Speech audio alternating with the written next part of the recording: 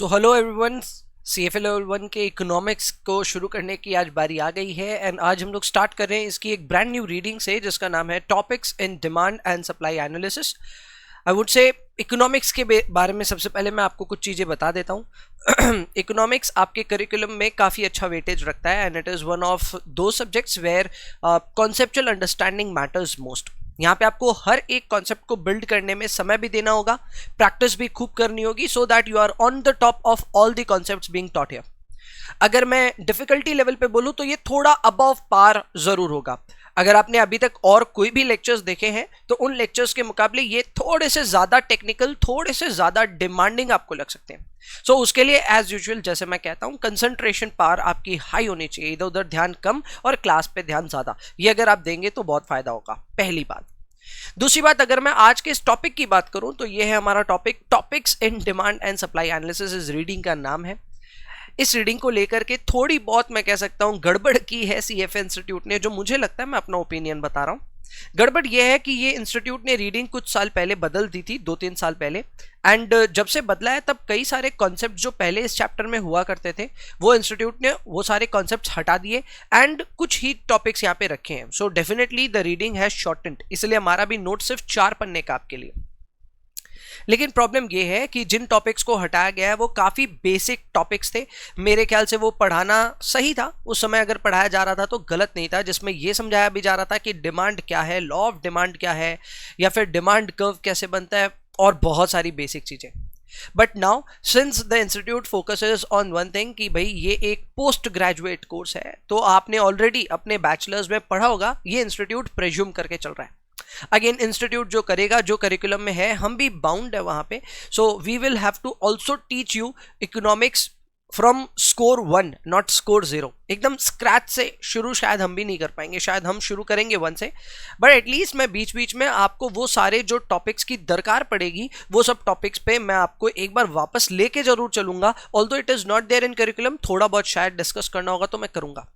क्या भैया उन सब टॉपिक्स से क्वेश्चन आ सकते हैं? वेल आई वुड से बहुत ज्यादा भर भर के तो नहीं आएंगे बेसिक से सवाल, बट कभी कभी बेसिक अंडरस्टैंडिंग से रिलेटेड कोई ना कोई सम में कोई ना कोई क्वेश्चन रहता है छुपा हुआ। So basic understanding obviously matter करती है। अगर फिर भी अगर आपको दिक्कत होती है तो कोई बात नहीं, मैं बैठा हूं यहाँ पे, मैं अपनी ट्राई करूंगा बेस्ट कि curriculum and beyond the curriculum जो चीजें रिक्वायर्ड है मैं इस करिकुलम में ट्राई करूंगा कवर करने का। And this problem is only with respect to this reading, ये मैं क्लियर कर देता हूं। ऐसा नहीं है इकोनॉमिक्स की बाकी जितनी 6-7 रीडिंग्स है उन सब में आपको ये दिक्कत आएगी, only with respect to this reading. And again ये रीडिंग बहुत ज्यादा आसान है, काफी ज्यादा कॉन्सेप्चुअली मैं ट्राई करूंगा नए अंदाज में आपको सिखाऊं चीजें, अगर आपने पहले पढ़ी भी है इकोनॉमिक्स तो, so that by the end of this lecture जब आप सवाल करो, प्रैक्टिस प्रॉब्लम्स करो, उसके बाद आपका जो कॉन्फिडेंस लेवल हो वो बहुत हाई हो। So I will try my best and I hope आपको भी बड़ा मजा आएगा। So let's get started straight away with our reading. Reading का नाम आप देख ही सकते हैं, topics in demand and supply analysis हम पढ़ रहे हैं। इसका लर्निंग आउटकम ए जो है उसमें बेसिकली हमें इलास्टिसिटीज को कवर करना है। Got the point? इलास्टिसिटीज क्या होती हैं वो मैं आपको बताता हूं थोड़ी सी देर में। पहले बस इतना बता देता हूं कि यहां पे 3 तरह की इलास्टिसिटी है जो इस वीडियो में भी, इस वीडियो पार्ट में मैं कवर करूंगा। पहला प्राइस इलास्टिसिटी क्या होता है, दूसरा इनकम इलास्टिसिटी क्या होता है, तीसरा क्रॉस प्राइस इलास्टिसिटी क्या होता है। अब इसके लिए देखिए, सबसे पहले मुझे आपको यह समझाना पड़ेगा कि डिमांड किन किन फैक्टर्स पे डिपेंड करती है। ठीक है, सबसे पहले it's not there in the curriculum, पर एक बार समझाना पड़ेगा। देखो मेरा ये कहना है कि at least for the curriculum part मैं इतना बोल सकता हूं कि डिमांड 3 चीजों पे तो डेफिनेट डिपेंड करती ही है। अगर आप कोई भी चीज को परचेज करने जाएं तो आपके लिए जो मैटर करते हैं 3 फैक्टर्स, वो सुनिए। पहला पॉइंट जो है वो है ऑब्वियसली उसी प्रोडक्ट का दाम। अगर आप कोई प्रोडक्ट सपोज कीजिए 200 रुपए का था जो आपको पसंद आ गया था, लेकिन जब आप लेने जाए तो वो 250 का हो गया है, दाम उसका बढ़ गया है। So will you change your consumption pattern? That's my first question to you. क्या आप अपना कंजम्पशन बदलेंगे? क्या आप जो डिमांड करने गए थे वो डिमांड का पैटर्न में कोई बदलाव आएगा? ज्यादा सोचिए मत, ऑब्वियसली बात है भैया आएगा। ये एक नेचुरल फेनोमेनन है। Even if I would have not asked, आपको ये बात पता है कि भैया अगर कोई भी प्रोडक्ट का दाम बढ़ता है यानी कि उसका प्राइस बढ़ता है तो उसकी quantity demanded will fall. People will desire lesser quantity of that product. ये जग जाहिर है कि भैया प्राइस बढ़ता है तो क्वांटिटी घटता है, एंड सिमिलरली अगर प्राइस कभी घट जाता है तो आपको ज्यादा क्वांटिटी लेने का मन करता है। एग्जाम्पल्स बहुत एप्ट बैठ सकते हैं। अगर आप मॉल में शॉपिंग करने के शौकिया हो और सेल लगे मॉल पे, तो आपको पता है कि आप किस तरह वहां जाकर के परचेजिंग करते हैं। जब 40-50% सेल लगी हुई रहती है तब तो भाई क्या कहना है, धमाधम परचेज होते हैं। That means when the prices go down the quantity goes up. This entire stuff is known as law of demand. इसे हम कहते हैं law of demand. Obviously structurally अभी ये करेक्ट नहीं है, लेकिन फिर भी मैं कह सकता हूं कि हाँ, लॉ ऑफ डिमांड प्राइमरीली आपको यही बोलता है कि प्राइस बढ़ेगा तो क्वांटिटी घटेगा, एंड प्राइस घटेगा तो क्वांटिटी बढ़ेगा। In short, there is an inverse relationship between price and quantity demanded. ये बात क्लियर हुई आपको? ओके, तो मैंने अपना पहला पॉइंट आपके दिमाग में शायद डाल दिया है कि अगर मैं बात करूं कोई भी प्रोडक्ट की, तो प्रोडक्ट पे काफी सारे फैक्टर्स का इन्फ्लुएंस होता है, उसके डिमांड पे इन्फ्लुएंस होता है, and number one of which is obviously its own price. किसी का भी प्रोडक्ट का खुद का दाम उसकी क्वांटिटी डिमांडेड को इन्फ्लुएंस कर सकता है।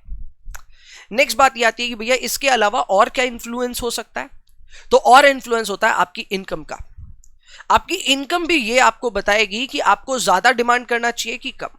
मैं एग्जांपल देता हूं। अगर मान लीजिए कोई कारण से आपकी जो इनकम है उसमें एक ड्रास्टिक फॉल आया है, ठीक है, because of slow down in the business और बिकॉज ऑफ रिसेशन और because of any other thing, अगर आपके बिजनेस में एक गजब का स्लो डाउन आपको देखने को मिल रहा है and your income has been reduced substantially, अगर आपकी इनकम बहुत कम हो गई तो क्या होगा भैया? अगर हमारी इनकम कम होगी तो first thing that we would do is to cut down on our expenditure.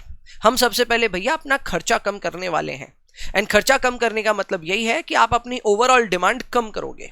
यानी कि ये कहना भी गलत नहीं होगा कि अगर आपकी इनकम कम हो जाती है तो उसके वजह से आप भी अपनी क्वांटिटी यूजुअली कम डिमांड करते हो। इसको मैं इस तरह भी पुट अप कर सकता हूं कि सिमिलरली अगर आपकी इनकम बढ़ती है तो क्वांटिटी आप ज्यादा डिमांड करोगे। Got the point? सो ये भी एक रिलेशनशिप है इनकम के साथ। आप देख सकते हो it's not an inverse relationship मोटा मोटी, it is a positive relationship. यानी इनकम घटी तो क्वांटिटी घटी, इनकम बढ़ी तो क्वांटिटी बढ़ी। समझ में आया ये बात? सो ये था दूसरा फैक्टर। पहला फैक्टर था किसी भी प्रोडक्ट का खुद का प्राइस उसके डिमांड को इन्फ्लुएंस करता है, एंड दूसरा जो बात था वो था कि आपकी इनकम भी इन्फ्लुएंस करती है आपके डिमांड को। अगर आपकी इनकम बढ़े तो क्वांटिटी बढ़े, अगर आपकी इनकम घटे तो क्वांटिटी घटे। क्या ये बात समझ में आई आपको? एंड तीसरा फैक्टर जो और मैटर करता है वो है कि आपके जो रिलेटेड प्रोडक्ट्स हैं उनका प्राइस क्या चल रहा है। जब मैं रिलेटेड प्रोडक्ट्स यहां पे बात कर रहा हूं, I am not just talking about substitutes but also complements. अब ये क्या होता है जिनको नहीं पता, 2 मिनट होल्ड कीजिए। मैं आपको सीधा सा एक एग्जांपल देता हूं। अगर सपोज करते हैं चाय और कॉफी का मैं एग्जांपल ले रहा हूं, ठीक है, टी एंड कॉफी। सपोज करो आपका फिक्स किया हुआ है एक कैफेटेरिया और आप वहां ज्यादातर टाइम जाते हो, and whenever you go you order coffee. आपको चाय और कॉफी वैसे दोनों पसंद है, आप दोनों में इनडिफरेंट हो, बट आपको उस कैफेटेरिया की कॉफी थोड़ी बेटर लगती है तो आप हर बार कॉफी ऑर्डर करते हो ना। फॉर सम रीजन उस कैफेटेरिया में जो कॉफी पहले 50 रुपए की थी वो अब 100 रुपए की हो गई। They have increase the price. थोड़ा सा कट रहा है शायद स्क्रीन पे, but I hope you can manage. आपको दिख रहा है जो पहले कॉफी 50 रुपए की थी वो कोई कारण से अब 100 रुपए की हो गई है।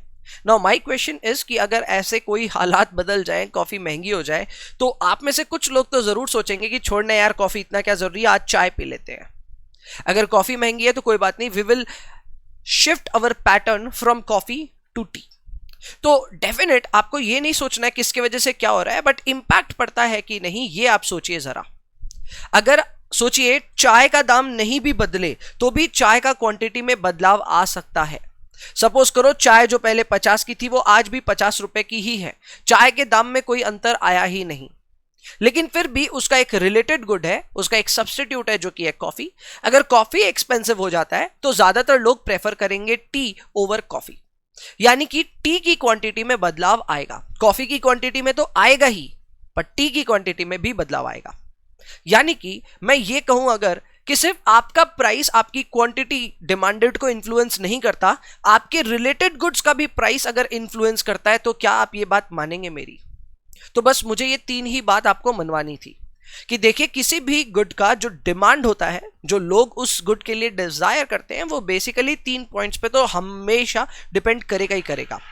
खुद के प्राइस पे, दूसरा है income of the consumer and तीसरा है अपना related goods. Got the point. तो इन तीन चीजों पे जरूर से आपका इन्फ्लुएंस आएगा।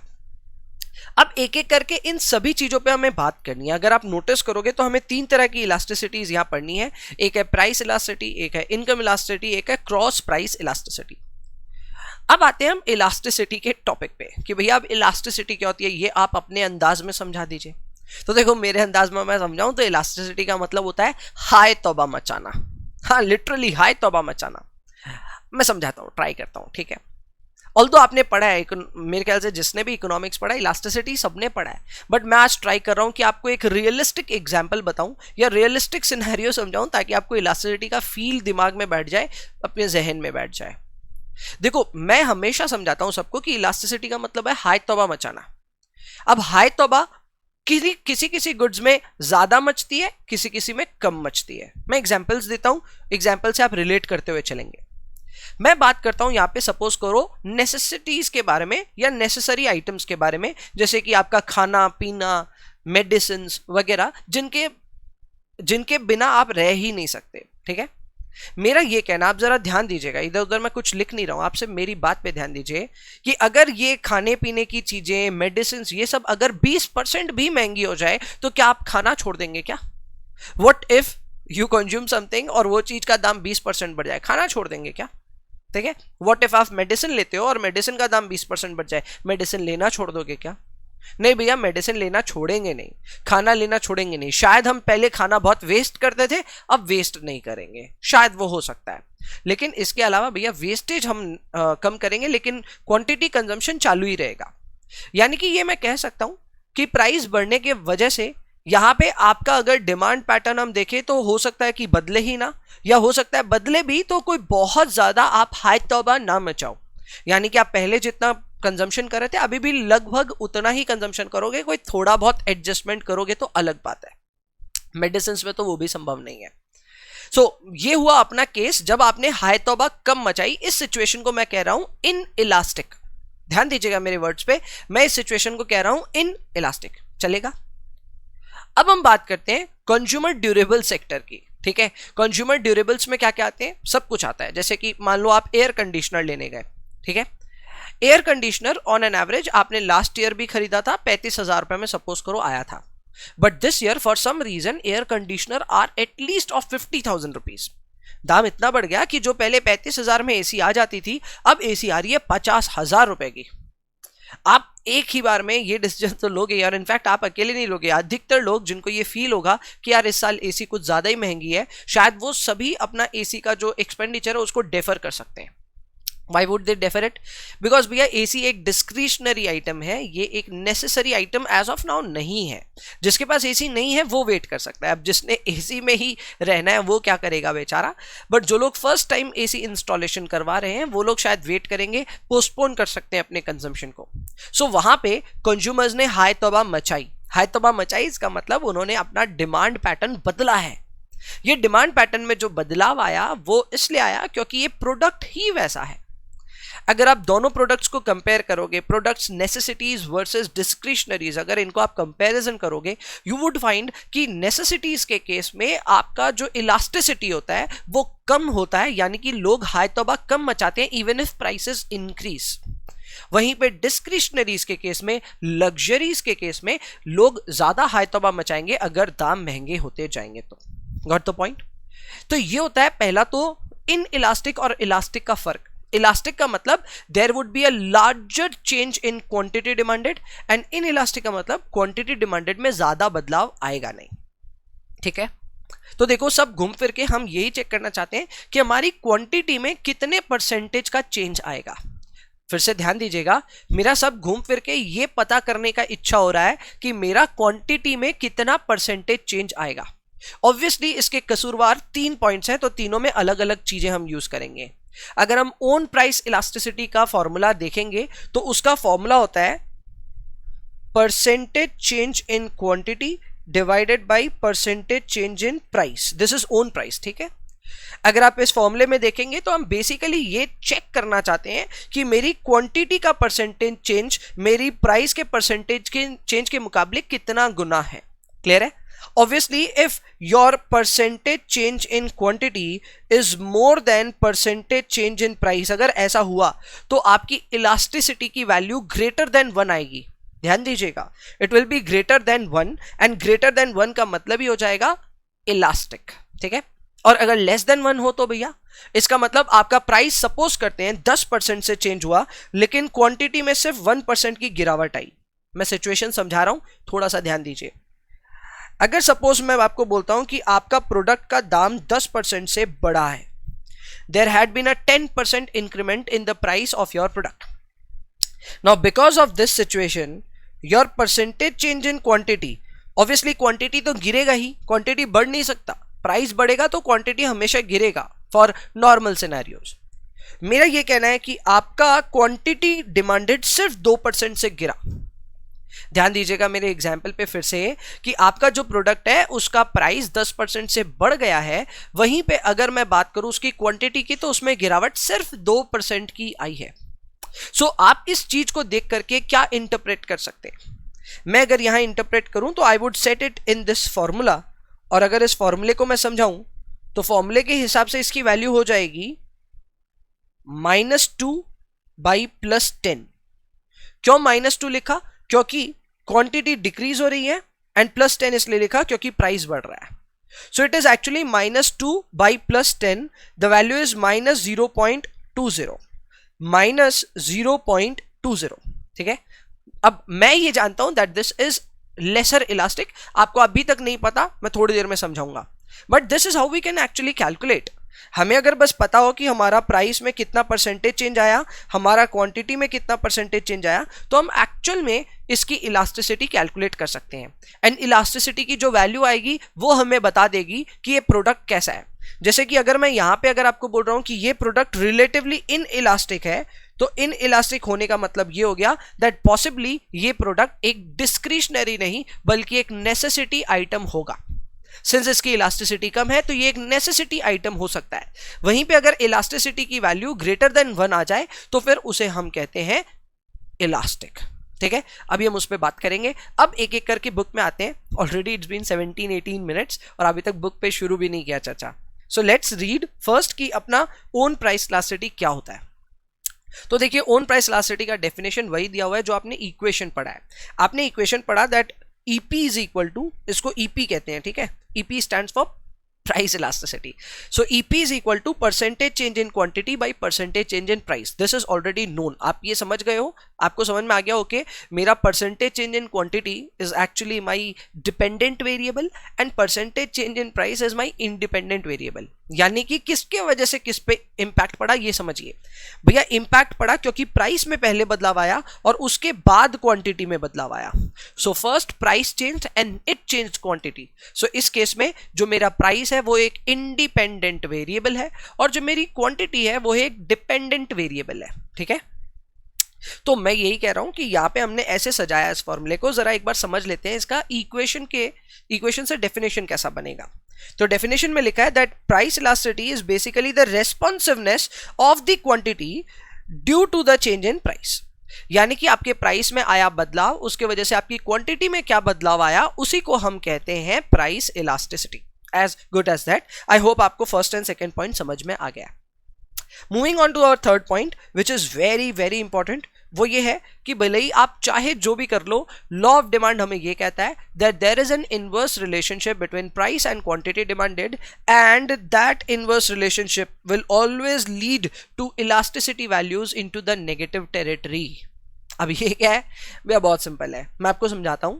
देखो, कुछ भी हो, अगर प्राइस बढ़ेगा तो क्वांटिटी घटेगा, या फिर अगर प्राइस घटेगा तो क्वांटिटी बढ़ेगा.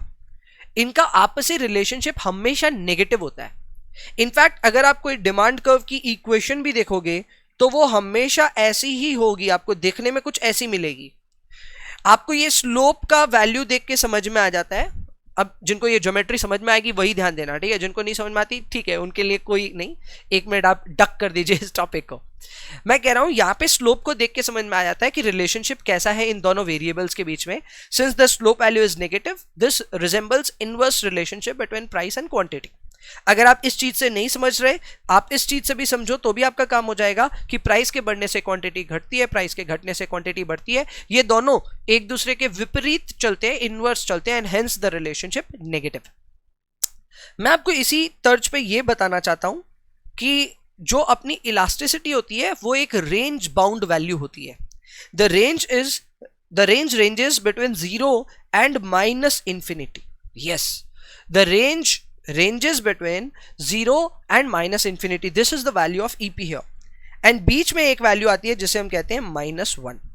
ये तीन वैल्यू सबसे ज्यादा इंपॉर्टेंट है, इनको ध्यान रखेंगे तो आपका काम हो जाएगा। 0 से -1, -1 से minus infinity, this is the range for EP। यानी कि ये मैं कह सकता हूं that EP will always be 0 और लेसर देन 0। यानी कि मैं कह सकता हूं EP की वैल्यू ज्यादातर केसेस में नेगेटिव ही होगी, पॉजिटिव होने का कोई सवाल है ही नहीं। ठीक है, ये बात आप समझे। आपसे कोई भी पूछेगा क्यों नहीं होती पॉजिटिव इसकी वैल्यू, तो उसका कारण एक ही है, पॉजिटिव इसलिए नहीं होती because there is an inverse relationship between price and quantity. बात समझ में आ गई सबको? चलो अब आगे बढ़ते हैं, एक एक करके इलास्टिसिटी की वैल्यूज को मैं आपको समझाता हूं। देखो यहां पे मैंने आपको इलास्टिसिटी की पहली वैल्यू जो समझाई वो है अपनी 0। मैंने आपको बोला 0 हो सकती है आपकी इलास्टिसिटी की वैल्यू। 0 को हम एसेंशियली बोलते हैं perfectly in elastic. Perfectly in elastic का मतलब हो गया कि यहां पे आपके कंज्यूमर्स हाय तौबा जरा सी भी नहीं मचाएंगे, जरा सी भी हाय तौबा नहीं। आप बोलेंगे भैया सिचुएशन समझा दो जरा, तो मैं बताता हूं, ध्यान दीजिए। EP की वैल्यू 0 होने का मतलब आप समझते हो क्या हुआ? EP की वैल्यू 0 का मतलब percentage change in quantity by percentage change in price की वैल्यू 0 होना। और percentage change in quantity by percentage change in price अगर 0 हो जाए, इसका मतलब एक ही मतलब बैठता है कि आपका क्वांटिटी में कोई बदलाव नहीं आया। द चेंज इन क्वांटिटी और the percentage change in quantity is very close to 0, तभी ये पॉसिबल है, नहीं तो पॉसिबल नहीं है। एंड फिर इस बात का मतलब क्या होता है? इस बात का मतलब यह होता है दैट आपकी क्वांटिटी डिमांडेड में इतना सा भी फर्क नहीं पड़ा। प्राइस में फर्क पड़ा होगा बट क्वांटिटी में इतना सा भी फर्क नहीं पड़ा। इसका बेस्ट एग्जांपल हो सकता है प्रोबेबली मेडिसिन। देखो मेडिसिन अगर महंगी हो जाए तो क्या आप खाना छोड़ दोगे? मेडिसिन अगर महंगी हो जाए तो क्या आप खाना छोड़ दोगे क्या कि चलो छोड़ो, डॉक्टर ने 2 गोली दिन की बोली, 1 ले लेते हैं? ऐसा कर सकते हो? Obviously not. वहीं पे अगर मेडिसिन अगर सस्ती हो जाए तो क्या जबरदस्ती ले लोगे कि यार सस्ती हो गई चल ले लेते हैं? वो भी नहीं होगा। मेडिसिन के केस में चाहे जो हो जाए, प्राइस में बदलाव आए, बढ़े घटे, जो भी हो भैया, उसकी डिमांड इंटैक्ट रहती है। So we can say that it is perfectly inelastic, यानी कि यहां पे कंज्यूमर्स हाय तौबा मचाएंगे नहीं। ये एकदम एक्सट्रीम सिनेरियो है। अच्छा, तो दूसरा सिनेरियो क्या है भैया? दूसरा है minus infinity. Know what is minus infinity? Well minus infinity, यहां पे कहीं पे भी माइनस साइन मैंने लिखा नहीं है, इसका मतलब ये नहीं माइनस में है, नहीं, all the territories are in minus. अगर इलास्टिसिटी की वैल्यू इंफिनिटी हो जाती है, माइनस इंफिनिटी हो जाती है, तो उसे हम नाम देते हैं परफेक्टली इलास्टिक, यानी कि ये वो सिचुएशन है जहां हाय तौबा सबसे ज्यादा मचाई जा रही है। अब इसका मतलब क्या होगा? इसका मतलब ये है कि सर यहां पे आपकी जो वैल्यू है वो रेदर देन 0 अब हो गई इंफिनिटी, यानी कि आपकी percentage change in quantity by percentage change in price भी इंफिनिटी हो गई, जिसका मतलब बैठता है कि आपकी क्वांटिटी नहीं बल्कि आपके प्राइस में कोई चेंज नहीं आया, फिर भी आपकी क्वांटिटी बदल रही है। सोचिए जरा, मतलब आपका प्राइस बदला भी नहीं तो भी लोग आपके प्रोडक्ट को शिफ्ट करके किसी और प्रोडक्ट में जाते हैं, फिर वहां से शिफ्ट होकर के आपके प्रोडक्ट में आ जाते हैं। आपको कुछ समझ में ही नहीं आ रहा। अब ये कब हो सकता है भैया? ये तब हो सकता है जब आपके गुड्स के जबरदस्त सब्स्टिट्यूट्स मार्केट में अवेलेबल हो। समझिए, best example would be breads, bakery item वगैरह वगैरह। बेकरी, अगर मैं कोलकाता सिनेरियो आपको समझाऊं तो यहां पे मेट्रो की भी केक्स आती हैं, सॉरी केक्स नहीं, ब्रेड्स आती हैं, एंड आती हैं ब्रिटानिया की भी। ये दोनों यहां पे आती हैं ब्रेड्स। ठीक है, मैं भी जब भी जाता हूं कोई ब्रेड लेने तो मैं भी देखता नहीं किसकी है, क्योंकि दोनों का लगभग टेस्ट सेम है, क्वालिटी सेम है, सब कुछ सेम है, प्राइस भी सेम है। सो ऐसे में अगर मैं किसी भी शॉपकीपर को ये बोलूं मुझे ब्रेड दो, तो I would not even check कि कौन से ब्रांड का है, मेट्रो का है या फिर ब्रिटानिया का है। ये मैं आपके दिमाग में पहले डालता हूं। यानी कि दोनों एक दूसरे के इतने क्लोज सब्स्टिट्यूट्स हैं that even if some brand और both these brands don't even change their price, तो भी उनके कंजम्पशन पैटर्न में बदलाव उनको हर रोज देखने को मिलेगा। This is known as perfect elastic या फिर परफेक्टली इलास्टिक। इसका मतलब कुछ ज्यादा ही हाय तौबा मचा रहे हैं यहाँ पे consumers. Got the point? So ये हो गया इन्फिनिटी का scenario where your percentage change in price is essentially zero but still there is some percentage change in quantity. चलो ये बात आपको समझ में आई। एंड फिर बीच में एक और वैल्यू आती है जिसे हम कहते हैं E is equal to 1 rather -1। इस सिचुएशन को हम कहते हैं यूनिटरी इलास्टिक, यानी कि here your percentage change in Q will be equivalent to your percentage change in P। यहां पे आपका क्वांटिटी में जो परसेंटेज चेंज है वो आपके प्राइस के परसेंटेज चेंज से मैच कर जाएगा। यानी कि अगर आपका प्राइस 10% से घटता है तो आपकी क्वांटिटी एग्जैक्टली 10% से ही बढ़ेगी। This is the scenario here. Got the point? इसे हम कहते हैं यूनिटरी इलास्टिक। इसके अलावा दो और वैल्यूज हैं जिसको हम आगे देखेंगे, ठीक है? अभी नहीं, थोड़ा सा रुक जाइए, दिखा देता हूं आपको। चलो आगे बढ़ते हैं। Next I am going to tell you what are the factors that actually influences your price elasticity। और ये बहुत सिंपल टॉपिक, आप पढ़ोगे आपको एक बार में समझ में आ जाएगा। देखो सबसे पहला ऑब्वियसली मैटर करता है सब्स्टिट्यूट्स। अगर आपके प्रोडक्ट के there are no good substitutes in the market, आपका ही प्रोडक्ट है और कोई प्रोडक्ट है ही नहीं मार्केट में, then in that case I would say कि आपके कंज्यूमर्स के पास ज्यादा बार्गेनिंग पावर नहीं है, उनके पास ज्यादा ऑप्शंस तो है नहीं, तो वो हाय तौबा ज्यादा नहीं मचाएंगे, कम मचाएंगे। बात समझिए जरा, कोई सब्स्टिट्यूट है ही नहीं तो आप अपने प्रोडक्ट का अगर दाम बढ़ा भी देते हैं तो वो कहावत एकदम सही फिट होती है, मरता क्या नहीं करता, यानी कि इसको लेना ही पड़ेगा, ये जाएगा कहां। एंड दैट इज वाई यहां पे इन इलास्टिसिटी देखने को मिलती है। Possibly one situation where you can all fit this is monopoly. मैं श्योर हूं आप जिस भी देश में हो, आप जिस भी स्टेट में हो, आप जिस भी सिटी में हो, आपने कोई ना कोई मोनोपोली का एग्जाम्पल अपने इर्द गिर्द देखा है।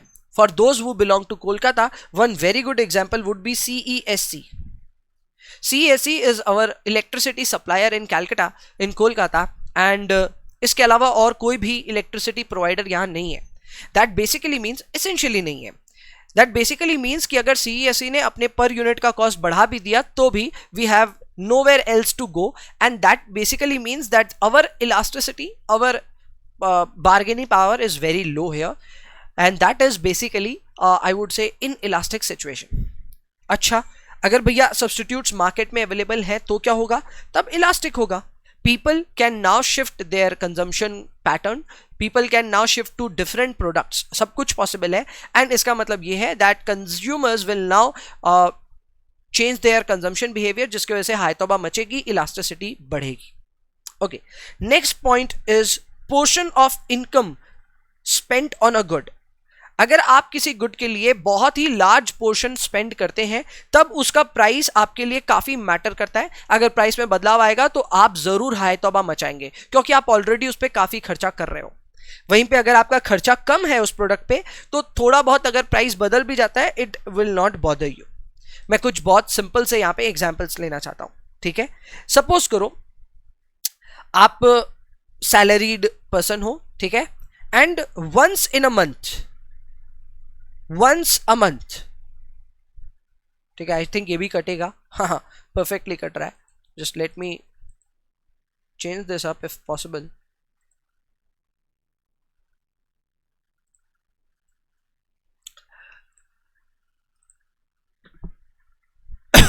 Sorry, just a minute।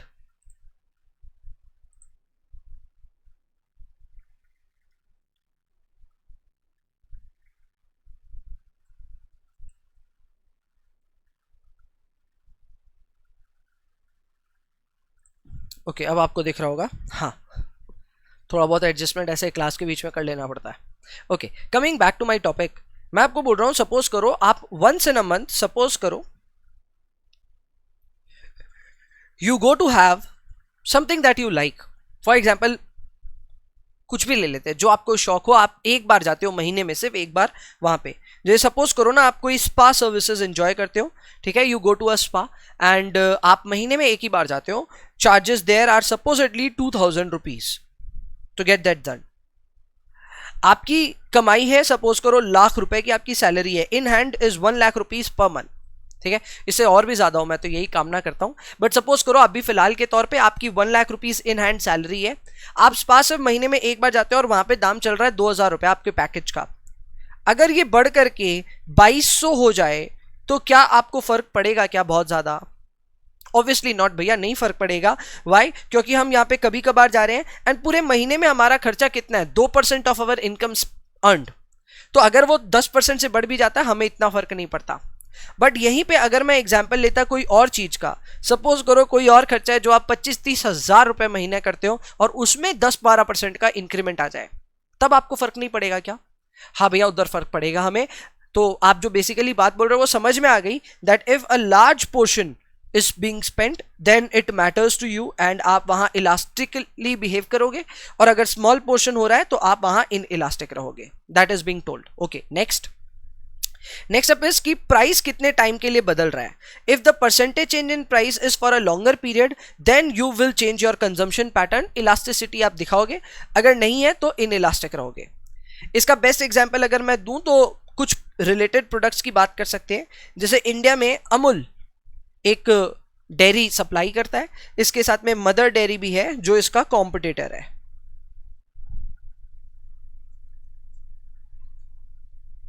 अब मेरी बात समझिए, सपोज कीजिए अमूल वाले ने अपना प्राइस बदल दिया, उसका प्राइस बढ़ गया है and they have clarified that this price increment will sustain for only 1 week. एक हफ्ते बाद वापस प्राइसेस नॉर्मलाइज हो जाएंगे। अगर ऐसी खबर आ जाए and you are a consumer of Amul, तो आप अपने कंजम्पशन पैटर्न में कोई बदलाव नहीं लाओगे, बिकॉज आपको पता है एक हफ्ते में तो जब सब कुछ ठीक हो ही जाएगा, तो क्यों हाय तौबा मचाना। That means if you think that the price is or the price change will sustain for only a short period of time, you will be rather inelastic. But what happens अगर अमूल ने एक clarification दे दिया that this price increase will sustain and mother dairy ने भी clarification दे दिया कि ये लोग अपना प्राइस नहीं बढ़ाएंगे, तब शायद आप अपने कंजम्पशन पैटर्न में चेंज करें। हो सकता है आप शिफ्ट कर जाएं अमूल से मदर डेयरी की ओर, and that time you are being elastic. So अगर मैं समअप करूं तो समअप करने के लिए 3 चीजें हैं सर यहाँ पे। नंबर 1, आपके सब्सटीट्यूट्स डेफिनेट आपको बताएंगे कि आप इलास्टिक रहोगे कि नहीं। अगर प्रोडक्ट इलास्टिक होना है तो उसके सब्सटीट्यूट्स होने चाहिए, नहीं तो इन इलास्टिक रहेगा वो। Portion of income spend, larger the portion larger the elasticity, and finally we have time period. Longer the time period, longer will be the elasticity or higher will be the elasticity. Next point पे आते हैं जो कि है point elasticity, very very crucial topic. अगर मैं point elasticity की बात करूं तो बेसिकली एक बहुत ही सिंपल सा टॉपिक है जो आपको बताता है कि डिमांड कर्व के किस पोजीशन पे कितनी इलास्टिसिटी की वैल्यू है वो हम पता करेंगे। हाँ, डिमांड कर्व के किसी भी पॉइंट पे आप इलास्टिसिटी की वैल्यू चेक कर सकते हो। The formula, or I would say the observation, is relatively very simple. Here the elasticity is equal to lower portion divided by upper portion. Yes, lower portion divided by upper portion. अब ये क्या होता है मैं समझा देता हूं आपको। देखो यहाँ पे अगर आप देखोगे इस सिचुएशन को तो यहाँ पे आपको देखने को मिलेगा that we have a demand curve here, ठीक है। as usual you have quantity here and price here, आपको दिख रहा होगा यहाँ पे। Now what I am saying, मैंने यहाँ पे 5 पॉइंट्स आपके लिए प्लॉट किए हुए हैं एंड आई एम सेइंग कि आपका जो फॉर्मूला होगा ईपी का वो होगा ये, which is lower portion divided by upper portion. It will be lower portion divided by upper portion. अब ऐसे में अगर मैं इस पूरे लाइन पे कोई भी जगह इलास्टिसिटी की वैल्यू पता करना चाहूं तो इट इज एंटायरली पॉसिबल। कैसे पॉसिबल होगा मैं बताता हूं। सपोज करो मेरे को इधर इस पॉइंट पे इलास्टिसिटी की वैल्यू पता करनी है। सो इधर से ये इसके लिए लोअर पोर्शन है एंड ये वाला इसके लिए अपर पोर्शन है। इस पॉइंट के लिए आपको सिर्फ एक अनुमान लगाना है कि लोअर पोर्शन बड़ा है कि अपर पोर्शन बड़ा है। आप सिर्फ सोच करके बताइए मुझे। ऑब्वियसली भैया जो लोअर पोर्शन है वो छोटा है, ठीक है। The formula is lower by upper. Since यहां पे लोअर पोर्शन छोटा है अपर पोर्शन बड़ा है, the value will be less than 1। Value will be less than 1। अच्छा, नीचे वाले का ईपी पता करते हैं। नीचे वाले के लिए लोअर सेगमेंट तो कुछ है ही नहीं, जो है इसके ऊपर है, नीचे तो कुछ है नहीं।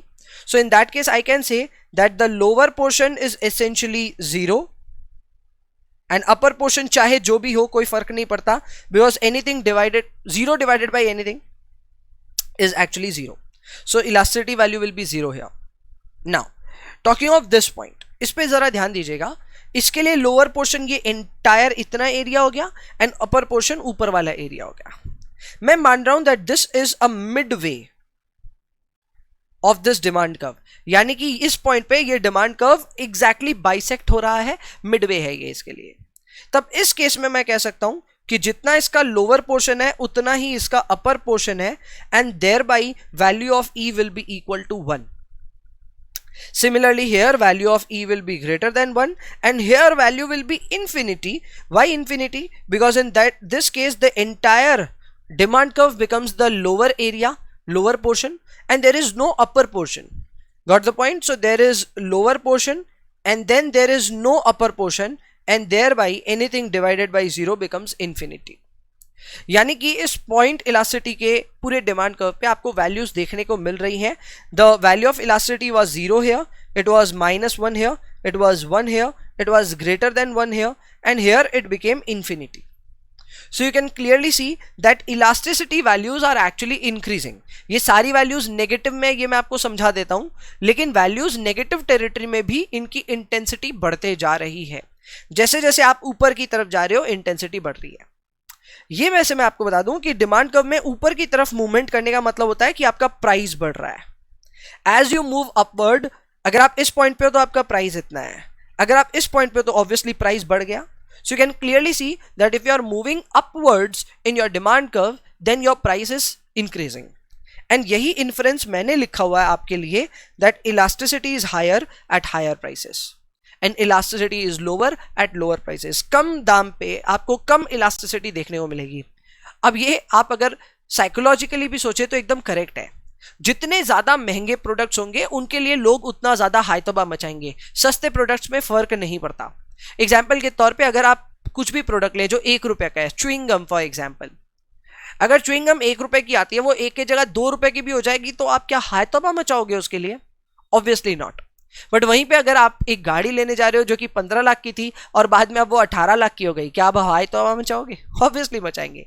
यानी भैया जितना ज्यादा महंगा प्रोडक्ट होगा उतना ज्यादा हमको फर्क पड़ेगा और जितना सस्ता होगा हमें फर्क नहीं पड़ेगा. So lower priced goods are actually inelastic, higher priced goods are rather elastic. Got the point? And finally we have that elasticity of greater than 1 का मतलब यहाँ पे समझाया गया है दैट ग्रेटर देन 1 का मतलब हो गया that the percentage change in quantity is actually more than percentage change in price. इस चीज को मैं अगर एक्सप्लेन करूं तो ऐसा दिखाऊंगा आपको कि अगर ईपी की वैल्यू ग्रेटर देन 1 है तो इसका मतलब मैं ऐसा बोल सकता हूं that your percentage change in quantity divided by your percentage change in price is actually greater than 1, जिसका मतलब ये हो जाएगा that your percentage change in quantity is greater than percentage change in price. जिसका मतलब हो जाएगा कि आपकी क्वांटिटी का परसेंटेज चेंज आपके प्राइस के परसेंटेज चेंज से ज्यादा है. इसी को तो हम कहते हैं रिलेटिवली इलास्टिक. इसका नाम होता है relatively elastic. Got the point? So ये था with respect to everything with respect to own price elasticity.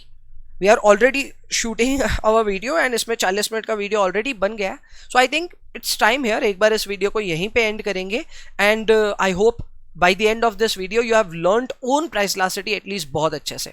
अगर आपको पसंद आया ये वीडियो एंड ताकत बची है तो दूसरा वीडियो जरूर इमीडिएटली देखिएगा जिसमें मैं आपको प्राइस इलास्टिसिटी के बाद में अब इनकम और क्रॉस प्राइस इलास्टिसिटी कराऊंगा और बाद में प्रैक्टिकल्स भी करा दूंगा. सो लर्निंग आउटकम ए का फर्स्ट पार्ट हो गया है. लर्निंग आउटकम ए का सेकंड पार्ट के लिए सेकंड वीडियो इमीडिएटली देखना शुरू करें if you are in right mood. So that's it, I will see you in the next one. तब तक के लिए ध्यान रखिए खुद का, पढ़ाई करते रहें. Bye bye.